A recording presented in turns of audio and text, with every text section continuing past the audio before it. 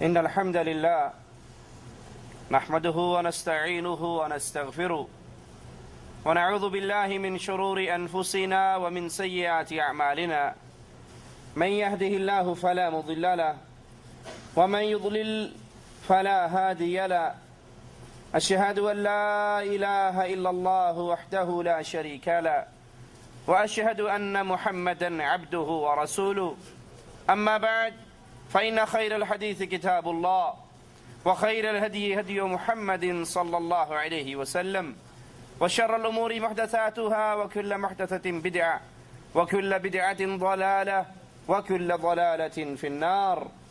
أعوذ بالله من الشيطان الرجيم. بسم الله الرحمن الرحيم.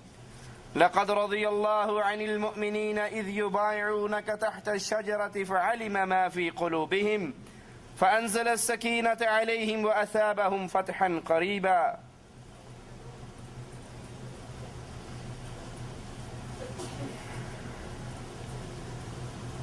اللہ مالک کی توفیق سے آج اس ذات کا تذکرہ سنیں گے جن کو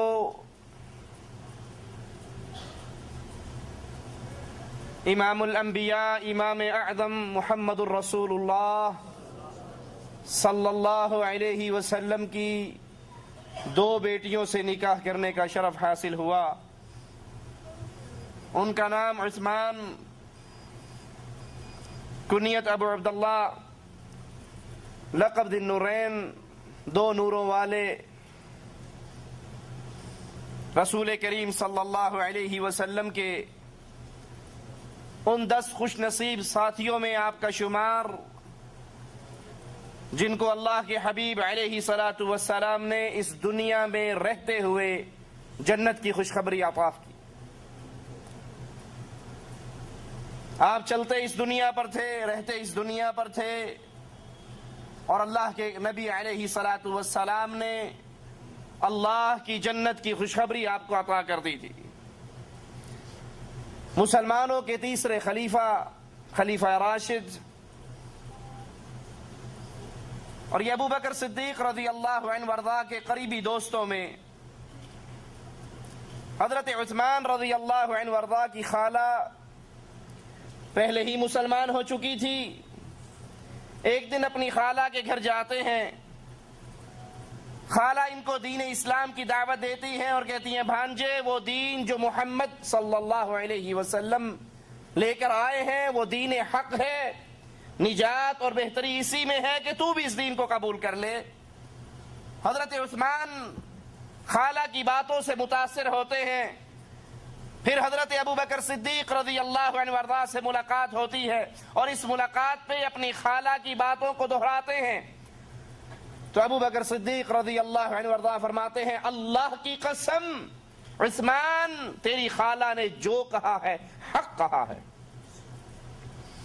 حضرت عثمان رضی اللہ عنہ وارضاہ ان کا دل اسلام کے لیے کھل جاتا ہے. رسول کریم صلی اللہ علیہ وسلم کے پاس تشریف لاتے ہیں، لا الہ الا اللہ کے اقرار کرتے ہوئے اپنا ہاتھ جناب محمد کریم صلی اللہ علیہ وسلم کے ہاتھوں میں دے دیتے ہیں.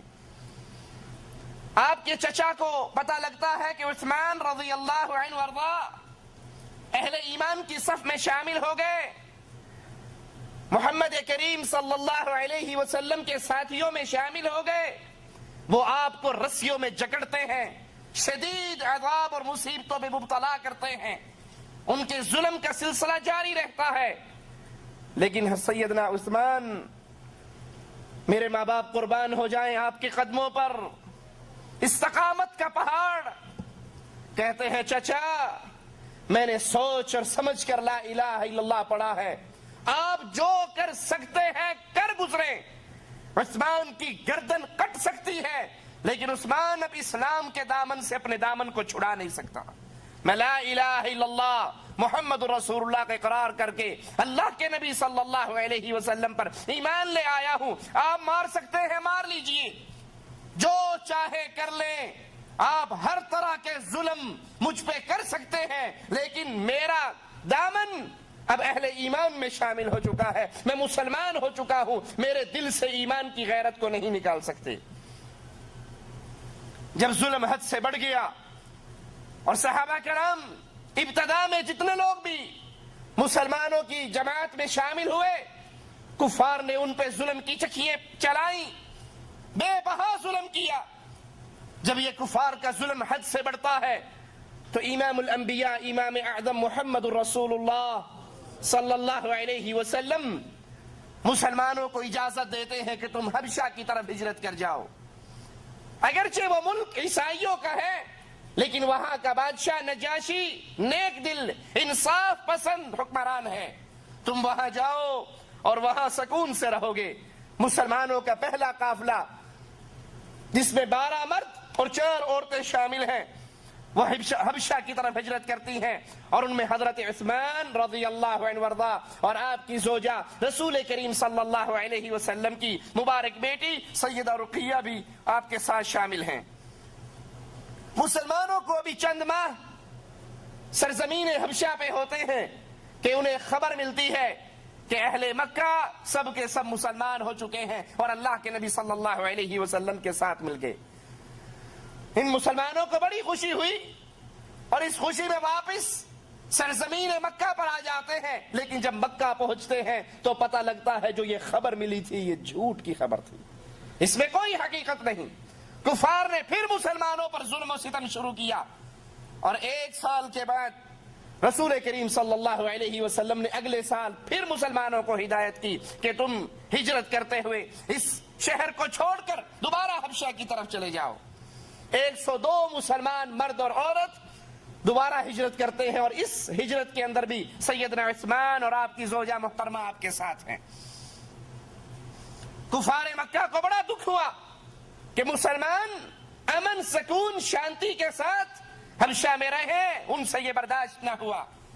وہ مسلمانوں کے پیچھے جاتے ہیں، ہدیے اور تحائف لے کر جاتے ہیں، اور نجاشی کے پاس پہنچنے سے پہلے نیچے والے عملے کو کنٹرول کرنے کی کوشش کرتے ہیں، پادریوں کو انعامات دیتے ہیں، ان کو ہدیے دیتے ہیں، تحفے تحائف سے نوازتے ہیں، تاکہ جب یہ عملہ میرا بن جائے گا تو پھر بادشاہ تک شکایت کرنی آسان ہوگی۔ اب وہ بادشاہ کے دربار میں ان مسلمانوں کے خلاف مقدمہ پیش کرتے ہیں کہ یہ مسلمان اپنے آباء و اجداد کے دین کو چھوڑ کر آئے ہیں، آپ ان کو واپس ہمارے حوالے کر دیجئے۔ نجاشی مسلمانوں کو بلاتا ہے، ان سے صورتحال پوچھتا ہے، مسلمان جواب میں کہتے ہیں اے بادشاہ، ہم شراب پیا کرتے تھے، ہم زنا کرتے تھے، ہم چوریاں کرتے تھے، ہم ڈاکے ڈالتے تھے، ہمارے اندر ساری برائیاں تھی، یہاں تک کہ اللہ عز و جل نے اپنے ایک بندے کو رسول بنا کر ہماری طرف بھیجا جس نے ہمیں برے کاموں سے روکا، ہمدردی کا سبق دیا، لوگوں کے حقوق پامال کرنے سے ہمیں روکا، ہم ساری بری عادتوں کو چھوڑ کر اللہ کے نبی پر ایمان لے آئے۔ جب کافروں نے دیکھا کہ یہاں دال نہیں گلنے والی اور ہمارے سارے حربے فیل ہیں، وہ کہتے ہیں ابن نجاشی جن کو تو نے پناہ دی ہے جانتا ہے یہ عیسیٰ اور مریم کے بارے میں کیا عقیدہ رکھتے ہیں؟ نجاشی مسلمانوں کو بلا کر پوچھتا ہے تمہارا مریم علیہ السلام کے بارے میں کیا عقیدہ ہے؟ اب سوچئے یہاں پر منظر کتنا خطیر ہے، موقع کتنا خطرناک ہے۔ مسلمان بھاگ کر اس عیسائی بادشاہ کے سامنے پناہ لینے کے لیے آئے، اور وہ دکھتی ہوئی رگ اس پر کفار مکہ نے ہاتھ رکھا ہے کہ مسلمان عیسیٰ کو اللہ کا بیٹا نہیں جانتے، تثلیث کے قائل نہیں ہے، 3 الہوں کے قائل نہیں ہے، یہ تو مریم کو اللہ کی بندی جانتے ہیں، عیسیٰ کو اللہ کا بندہ جانتے ہیں۔ جب یہ عقیدہ اس نجاشی کے سامنے پیش ہوگا تو یہ ضرور غصے میں آ کر ان کو ہمارے حوالے کر دے گا، لیکن قربان جائیے محمد کریم صلی اللہ علیہ وسلم کے تیار کردہ ان اصحاب پر۔ جب بادشاہ پوچھتا ہے تم مریم کے بارے میں کیا کہتے ہو، تو اللہ کے نبی صلی اللہ علیہ وسلم کے اصحاب کے اس گروہ میں سے ایک صحابی کھڑے ہو کر قرآن پاک کی آیات کی تلاوت کرتا ہے اور قرآن حکیم کی روشنی میں حضرت مریم علیہ السلام کا مقام بیان کرتا ہے۔ نجاشی زمین سے ایک تنکا اٹھاتا ہے اور کہتا ہے اللہ کی قسم، تم نے مریم کی جو شان بیان کی ہے اس تنکے کے برابر بھی اس میں تم نے کمی نہیں کی، یہی اس کی حقیقت ہے جو تم نے بیان کی ہے۔ اور کفار وہاں سے نامراد لوٹتے ہیں۔ مسلمان کچھ عرصے کے بعد پھر واپس آ جاتے ہیں، اور پھر تیسری مرتبہ رسول کریم صلی اللہ علیہ وسلم کے صحابہ جب مدینے کی طرف ہجرت کرتے ہیں تو سیدنا عثمان رضی اللہ عنہ وارضا اس تیسری ہجرت کے اندر بھی مسلمانوں کے ساتھ ہیں۔ آپ کی بیوی رقیہ آپ کے ساتھ ہے اور آپ کا بیٹا عبداللہ آپ کے ساتھ ہے۔